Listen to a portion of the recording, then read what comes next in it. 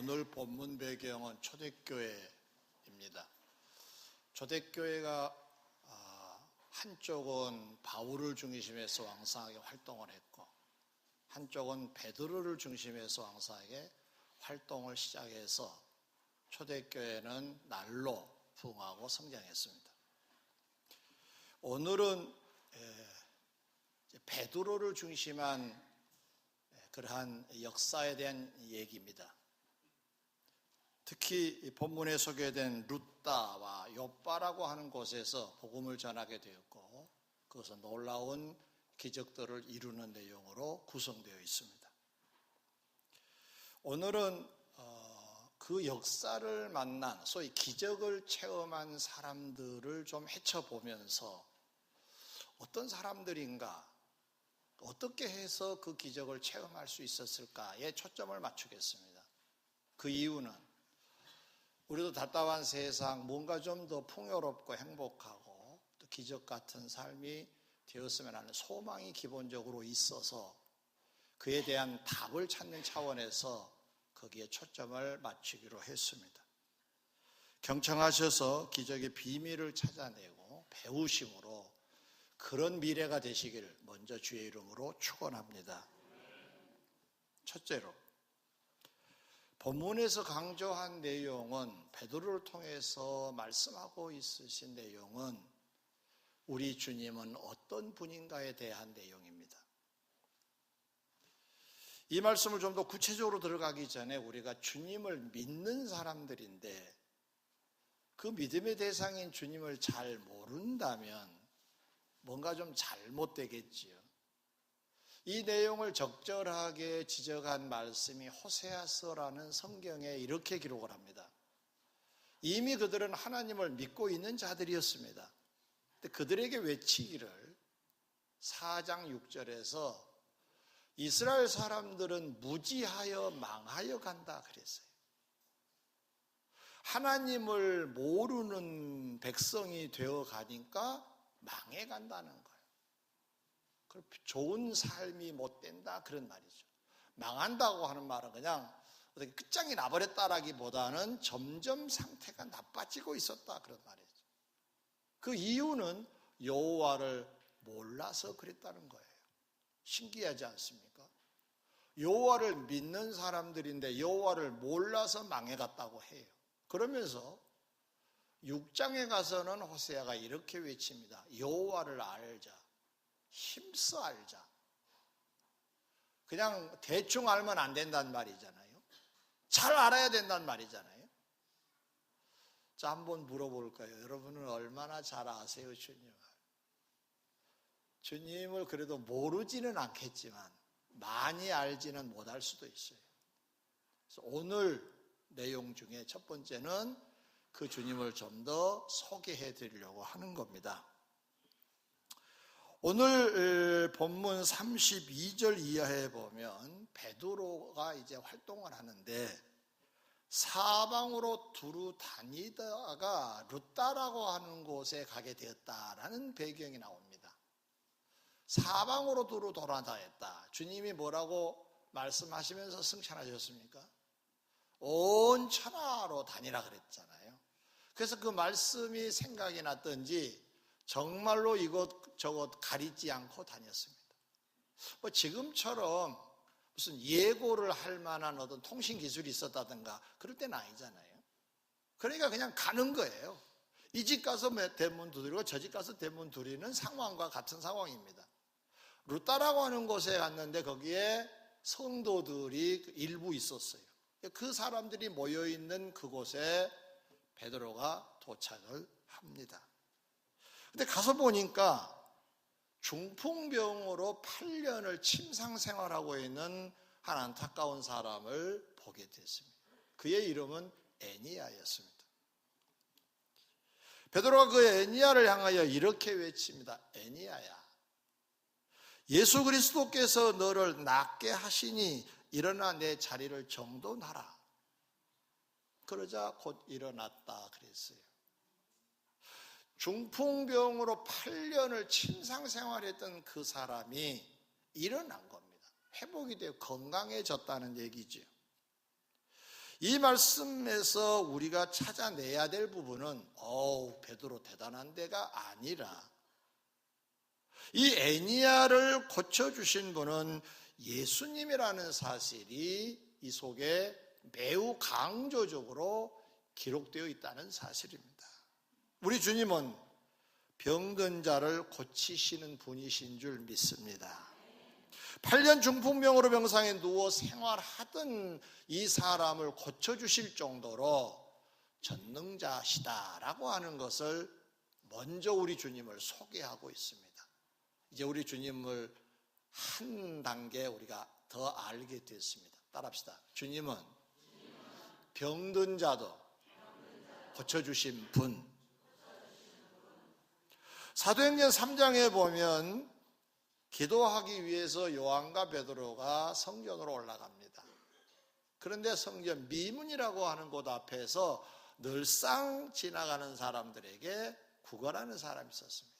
이 사람은 꽤 영리한 사람입니다. 왜? 성전에 올라가면 아무래도 마음이 선해지잖아요.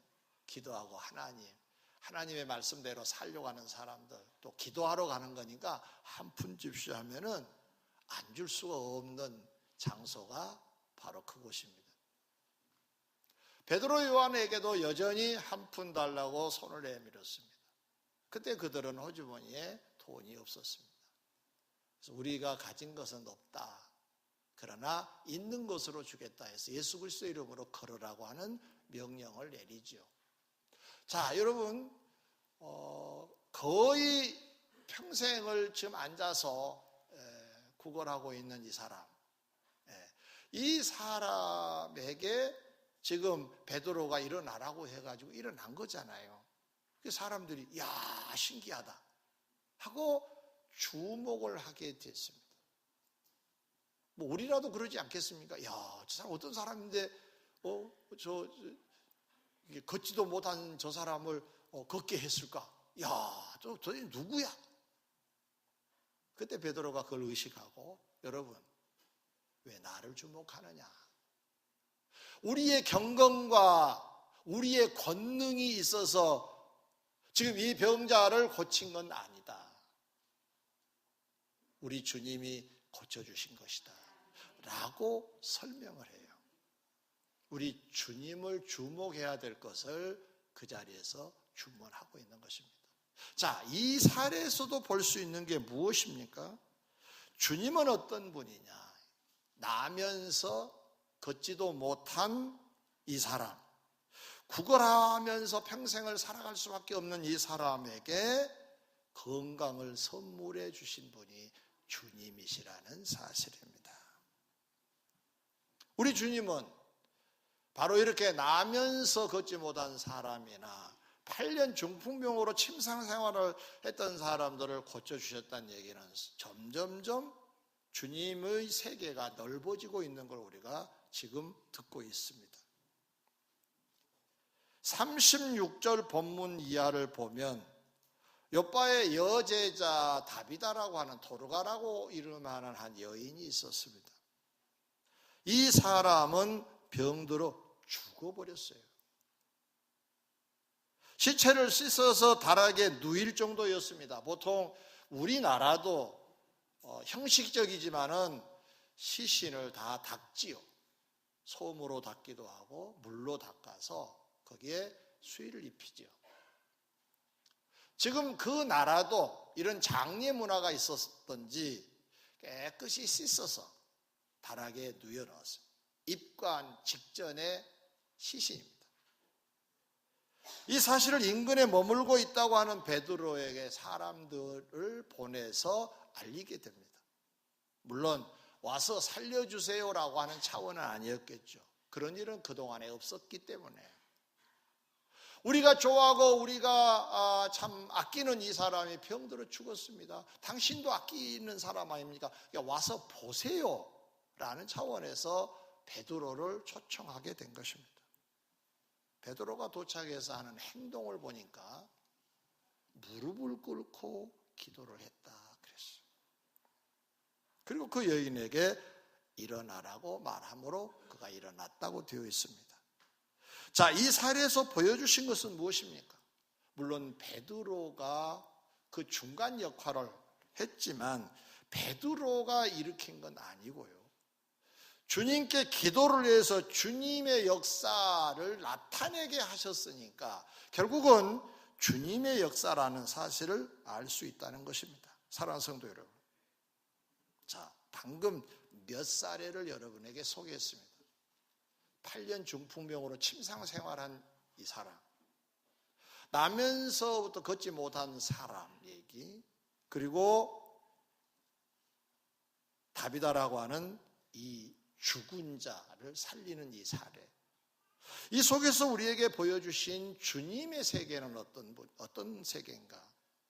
주님은 전능자라고 하는 사실입니다. 병든 자를 낫게 하시면서 죽은 자도 살려내신 전능자시라는 사실입니다. 따라합시다. 우리 주님은 전능자이십니다. 믿으시면 아멘. 그 주님을 아시기를 바랍니다. 그러면 이제 우리에게로 돌아와서 우리에게 여러 가지 일들이 있습니다. 해결할 수 없는 일들도 있습니다. 그런 일들을 만날 때 우리는 어떻게 해야 할 것인가? 크고 작은 정도의 차이는 있겠지만 다 각자의 짐들은 있을 거라고 봅니다. 그런 문제를 해결하기 전에 주님을 생각해야 됩니다. 그 문제는 내가 해결할 수 없는 문제입니다. 성경에 보니까 주님이 전능자시라고 했어요. 그러면 그 전능자를 생각하는 신앙이 우리에게 먼저 있어야 됩니다.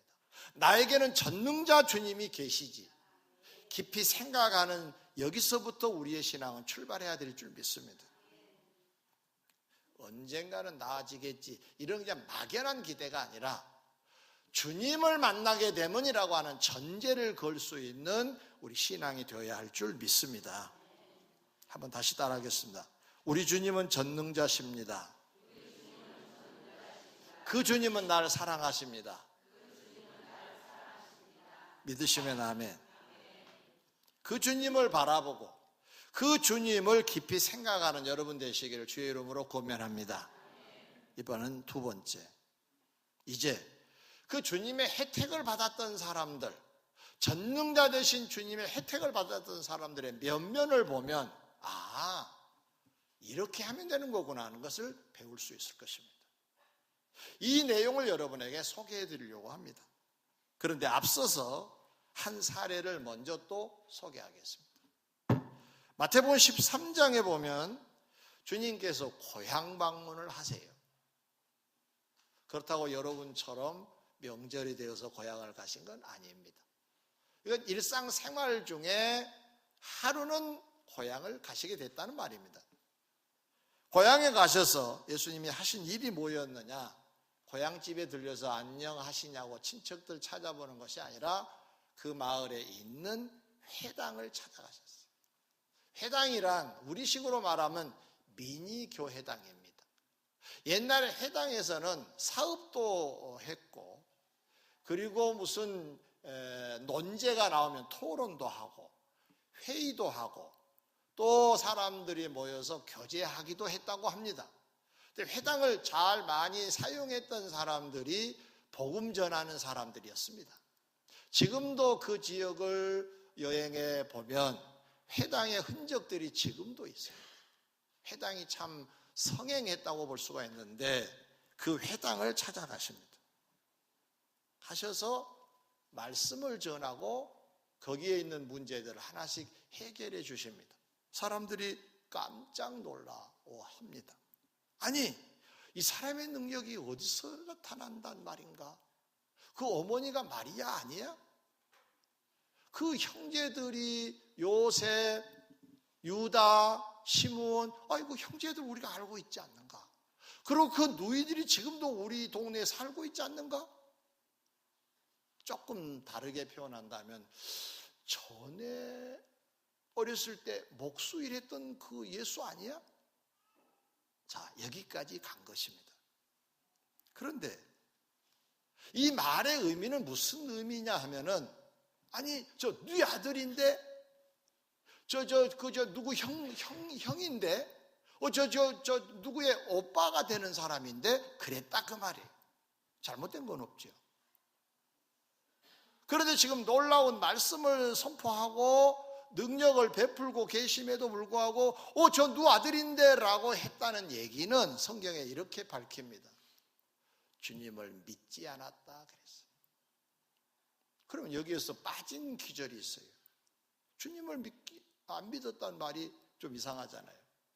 가로 써였기로 한다면 저 예수가 그리스도이심을 믿지 않았다는 얘기입니다. 하나님이 보내신 전능자라는 사실을 믿지 못했다는 말입니다. 그런데 그것까지는 좋아요. 그 후에 성경에 보니까 그래서 그 마을의 많은 병자들, 많은 사람들에게 능력을 행하지 않으시고 가셨다라고 되어 있습니다. 믿음이 있느냐 없느냐에 따라서 기적은 나타나기도 하고 나타나지 않기도 한다는 것입니다. 주님을 믿으시면 아멘. 우리를 구원해 주신 주님을 믿으면 구원받는다는 사실을 믿으시면 아멘. 그럼 우리가 만약에 세상을 떠난다면 천국을 가게 되겠죠. 그러나 믿지 않는다면 교회를 다녀도 미안하지만 천국에 갈 수 없습니다. 믿는 자에게만 능력을 베푸신다고 하셨습니다. 구원도 능력 중에 하나이지요. 주님이 능력을 베푸시지 않으신다면 어떤 죄인된 우리가 천국에 갈 수가 있겠습니까? 주님을 믿는 여러분 다 구원받는 백성들인 줄 믿습니다. 결국은 그들의 불신이 예수 그리스도로 믿지 않는 그 불신이 전능자이신 주님을 믿지 않는 그 동네 사람들은 결국 많은 능력의 혜택을 받지 못했다는 사실입니다. 그렇다면 본문의 사례를 통해서 이 사람들은 그러면 믿음이 있었다는 얘기인데 그 믿음을 추적해 보고자 합니다. 작은 첫 번째로 사도행전 9장 32절 이하에 보면 베드로가 사방을 다니다가 두루 돌아다니다가 루따라는 곳에 갔는데 그곳에 성도들에게도 내려갔더니 그랬어요. 성도들이 있는 곳으로 간 거예요. 그곳에 애니아라는 중풍 환자 8년 침상에 누워있는 자를 만났다고 했습니다. 이 내용을 좀 풀어 설명해 보겠습니다. 중풍병으로 8년을 침상에 누워있을 수밖에 없는 사람인데도 성도들 중에 있었다? 자기 집에 있어야 하는데 성도들 중에 있었다? 이건 좀 다른 겁니다. 왜 성도들 중에 있었을까요? 성도들은 뭐 하는 사람들입니까? 하나님께 예배하고 기도하고 찬양하고 교제하고 뭐가 좀 길면 아멘 하면 좋습니다. 교제하고 찬양하고 그런 모임을 갖고 있었다는 겁니다. 이건 그러니까 우리처럼 지금 이렇게 모여 있었다 그 말이에요. 아까도 말씀드렸지만 통신수단이 좋아가지고 베드로 간다 그러니 모여라 이게 아니에요. 그냥 두루 다니다가 루따로 한 거예요. 근데 그 성도들이 마치 모여있는 곳에 봤더니 애니야가 누워있는 것을 발견했다는 말입니다. 애니야를 분석해 볼까요? 애니야라고 하는 사람은 지금 8년 동안 침상에 누워있는 환자입니다. 그런데 지금 성도들이 모여있는 우리식으로 말하면 교회당으로 왔다는 것. 와 있었다는 거잖아요. 가보니 그곳에 애니야가 있었다. 그러면 애니야는 좀 헤쳐보면 어떤 사람인가요? 나에게도 언젠가는 하나님의 능력이 나타나서 고침받을 수도 있지 않겠느냐라고 하는 믿음이 있었기 때문에 사모한 마음으로 기다리고 있었던 거예요. 그런데 그 때가 지금 되어서 베드로에게 사인이 맞아가지고 해결이 됐을 뿐이지 이미 이 애니야는 중심에 믿음이 있었다는 사실입니다. 할렐루야. 믿음이라고 하는 것은 믿습니다가 맞는 말인데 이 믿음은 다른 형태로 나타나기도 합니다. 어떻게 이 애니야는 드러냈느냐? 기다림으로 믿음을 표현했습니다. 믿음이 없는 사람은 기다릴 수가 없습니다. 기다려지지 않습니다.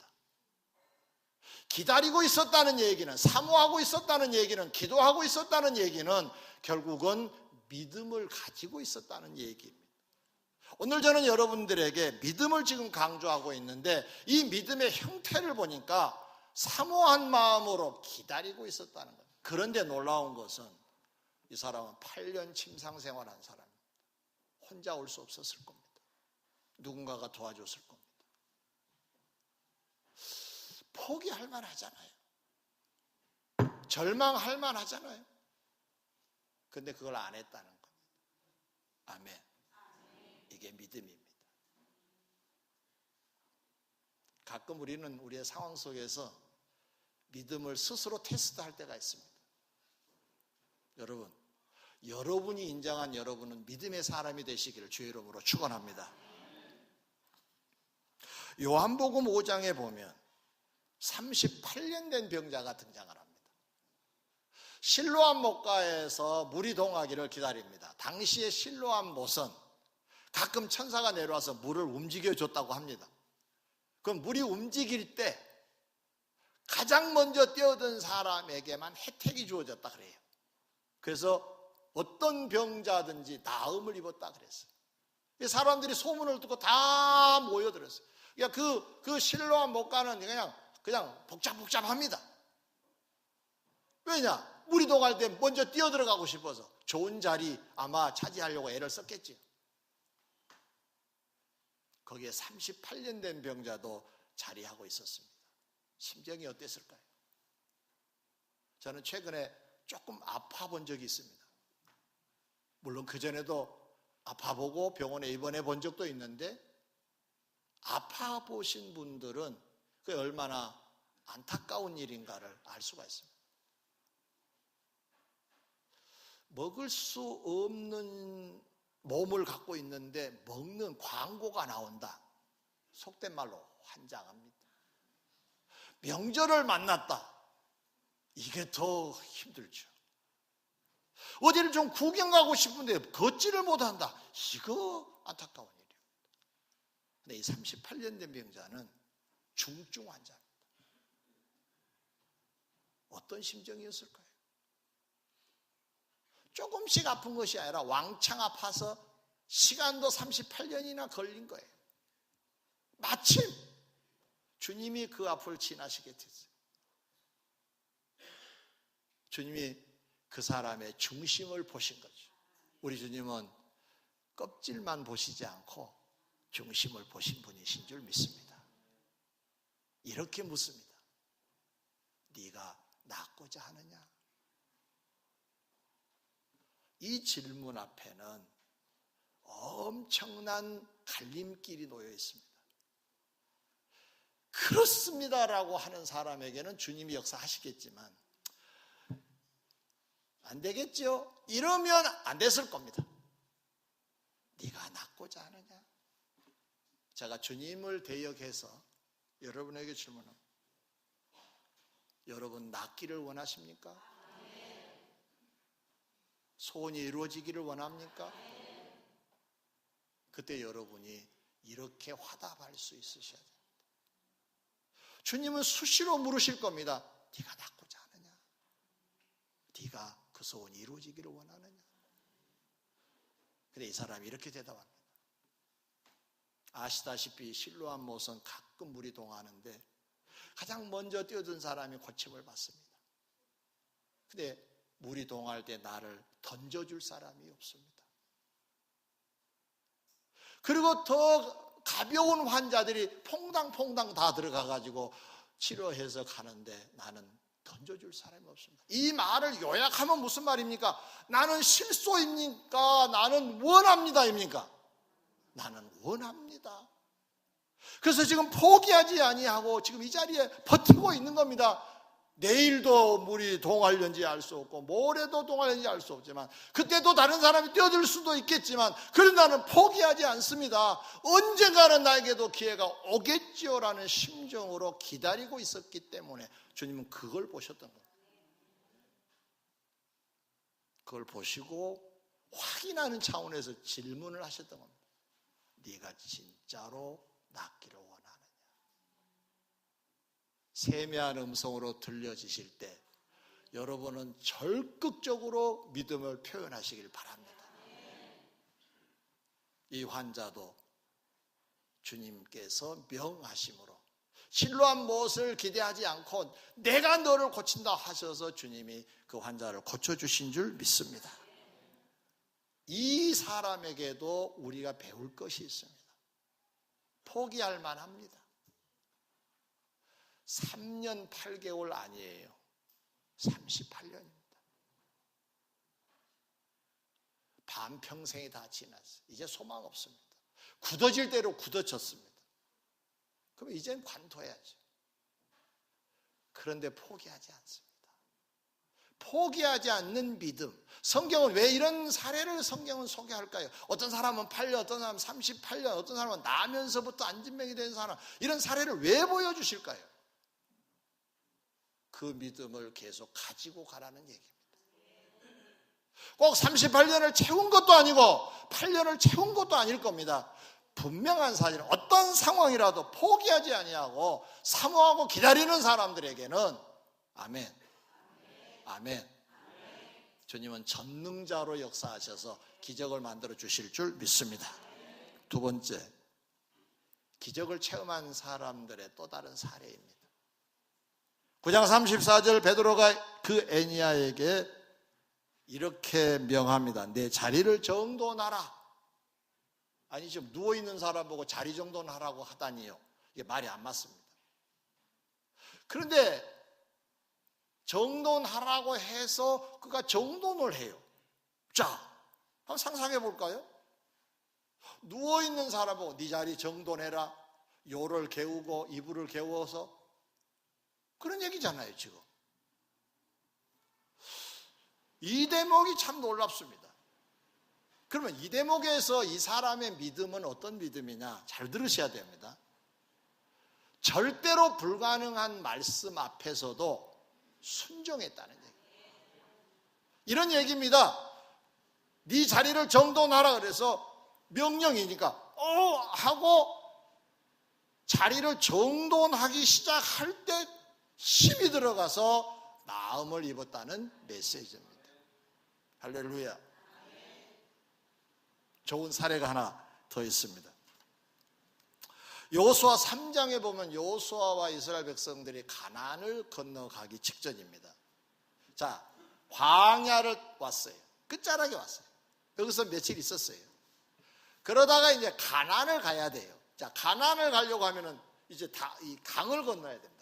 이 강이 요단강이에요. 이 요단강을 건너야 되는데 평상시 같으면 건널만 해요. 이 강 폭이 좁은 데도 있어요. 넓은 데도 있지만 건널만 해요. 물이 좀 이렇게 적으면. 근데 하필이면 그때가 몸에 꺼두는 시기가 되어서 우기철이라 그래요. 비가 그 지방은 비가 오면 엄청 많이 옵니다. 지금 남쪽 지역에는 비가 많이 왔다 그러죠. 그만큼 쏟아져요. 이른 비 늦은 비가 쏟아집니다. 그것으로 1년에 한 2차례 그렇게 와가지고 그걸 농사를 지어요.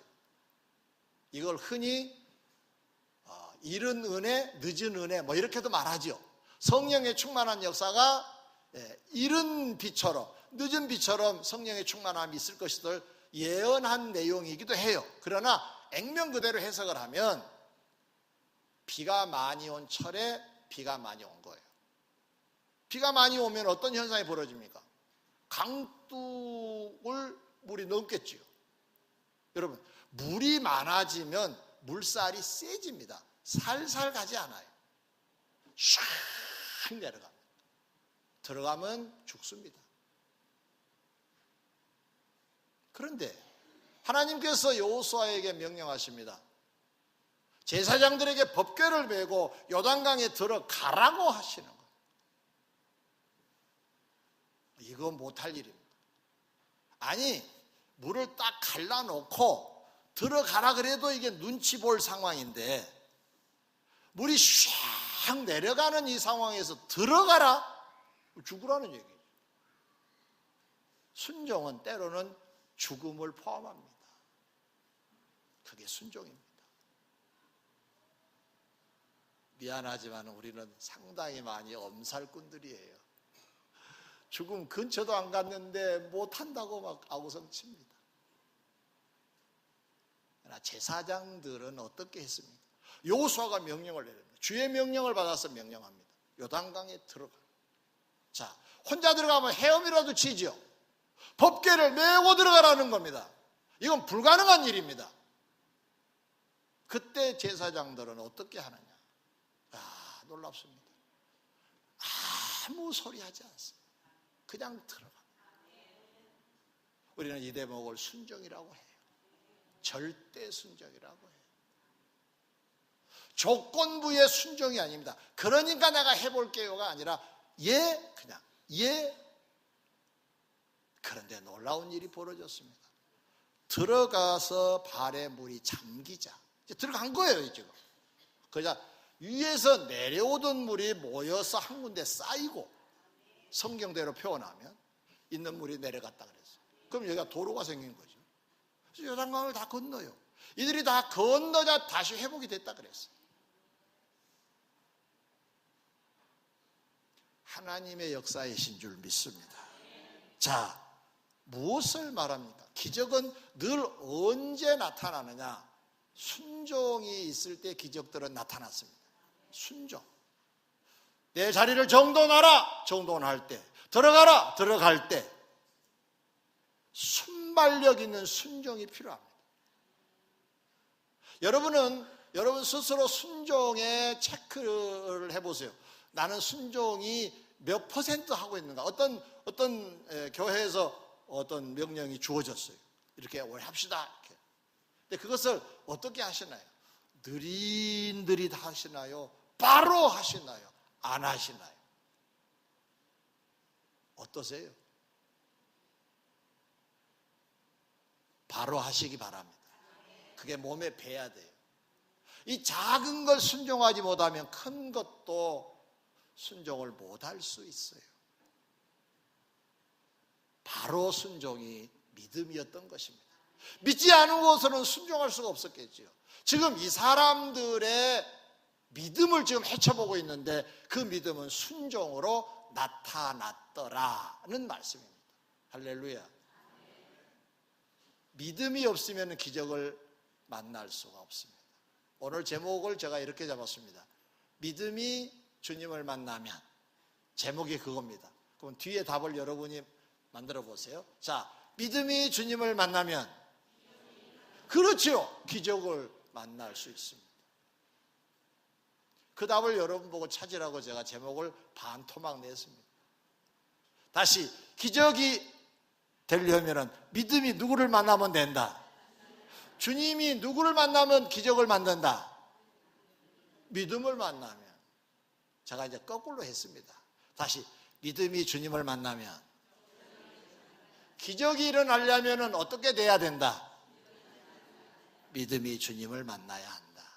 여러분의 믿음이 주님을 만나면 기적이 일어날 줄 믿습니다. 믿으시면 아멘. 믿으시면 아멘. 세 번째, 사도행전 9장 36절에 보면 욥바에 사는 다비다라는 자가 소개됐어요. 근데 아까도 말씀드렸지만 지금 이 사람은 이미 죽었어요. 그래서 시체를 씻어서 다락에 누일 정도입니다. 이제는 장례 절차에 깊숙이 들어가 있습니다.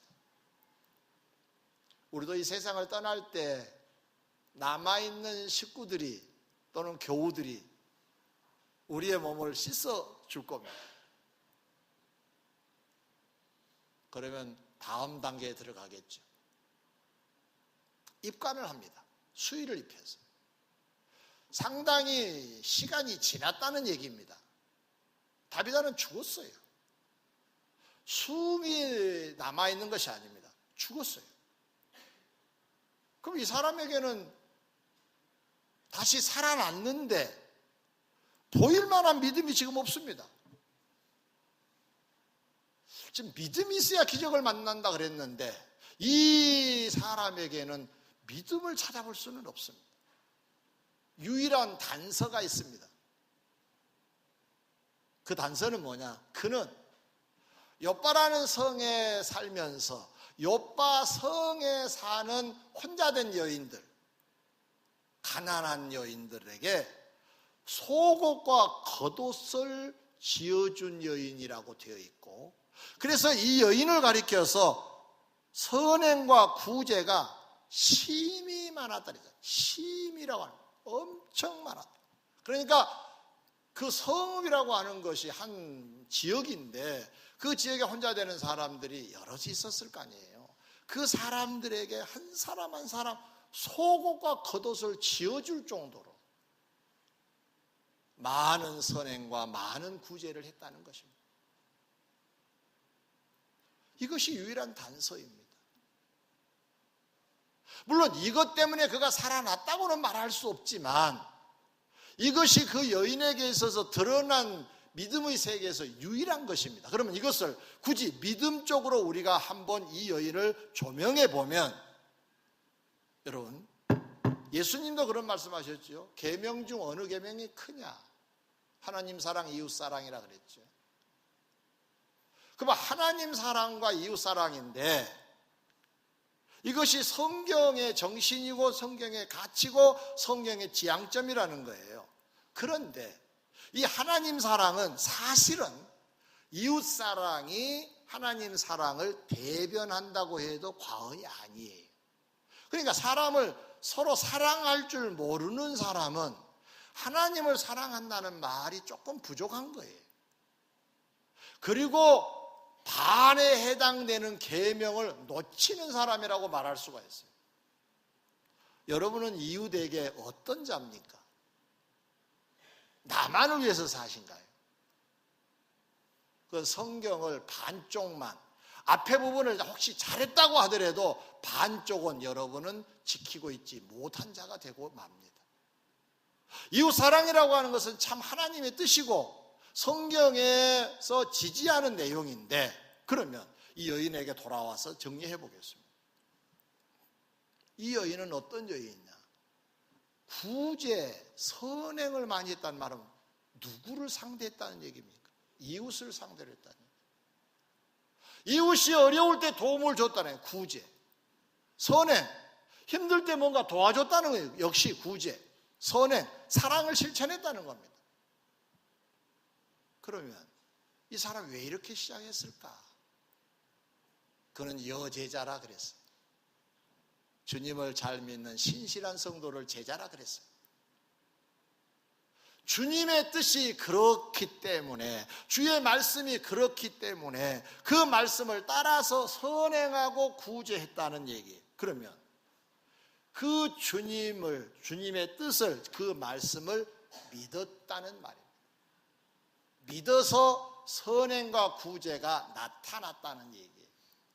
그러면 과거에, 지금 이 여인은 병들어 죽고 말았지만 과거에 그동안의 삶의 이력을 보면 그는 분명히 믿음의 부요함이 있는 자라고 할 수가 있어요.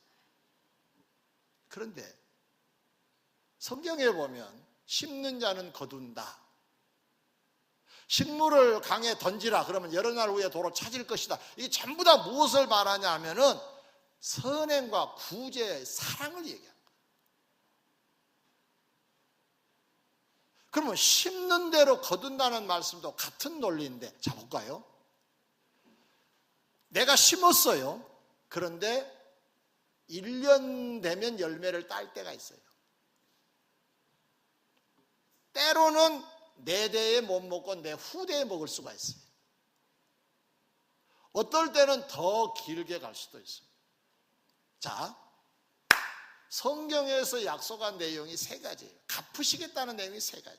하나는 너에게 내가 갚으겠다는 뜻도 있고요, 때로는 내 후손들에게 내가 갚겠다고 하는 약속도 해당이 돼요. 갚은 거니까. 후손이 같은 것이기 때문에, 그래서 우리는 우리와 우리의 후대를 위하여서도 선한 일 많이 해야 될 줄 믿습니다. 심어놓지 아니하면 후대가 빈약해집니다.